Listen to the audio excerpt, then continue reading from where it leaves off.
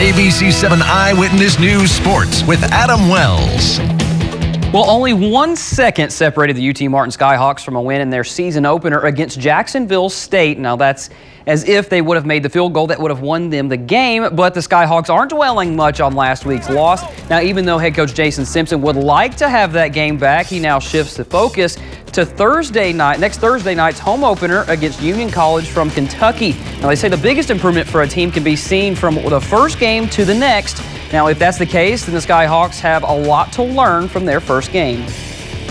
Heard different things about, you went on the road and, you played well and this, that, and the other. And there is some truth to that. But the bottom line is we expected to win. We expected to go and play well.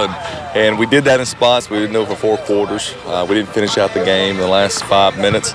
And, and we got beat. So, we knew we were going to have a good team. So now we're battle tested. But we are 0-1 and we're having an off week. We got to get better. So we're looking forward to get back and playing next week.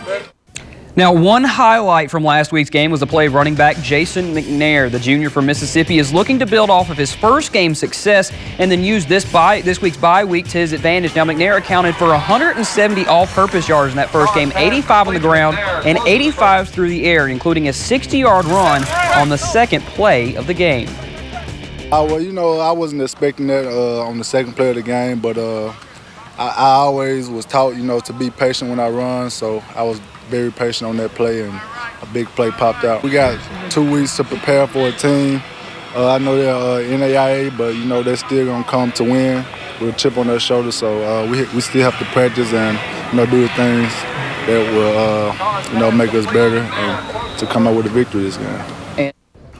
Well, the Bethel Wildcats couldn't have asked for a better start to the 2011 season. The 26-21 win in the season opener showed that the Wildcats can make the right changes when they need to. Now, one reason for that can be seen in the maturity of the Wildcat veterans. Now, Bethel returned 15 starters to this year's team. 9 of those were on the offensive side of the ball. And the offense exploded in the second half after trailing at halftime 7-0.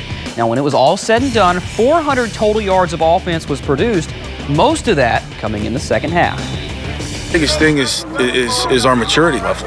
We've been in situations, the last couple years, towards the end of a ball game, we either close it out or, take the lead. And, it was one of those things where it's been like 50-50. And, the good thing was we overcame some mistakes that we had, self-inflicted, and we finished the job. Now, the Wildcats will be on the road this Saturday when they travel to Illinois to take on North Central College. That game is at 6 p.m. Well, the one question that was raised earlier this year during the orange and white spring game was if sophomore quarterback Tyler Bray could actually lead the team. Bray only completed 4 passes in that game. However, we saw a much different Bray last week. Bray finished 17 of 24 for 293 yards in the game, as well as passing for 3 touchdowns. This week's game will be much tougher against Cincinnati at Neyland Stadium. For Bray, it's all about confidence, and what better way to get confidence than having support from your head coach. Been good. He's been the same as he was. I made the comment that the last 10 days of camp, he really started showing some growth. And fortunately, it showed in the game. And hopefully, we'll just continue on. The end result, of course, is a perfect game. Really, the end result's 12 perfect games. Never get to that. Never do. But that's what you're always striving for, is perfection at that position, at every position. And well, that'll do it for me in sports. We're back to look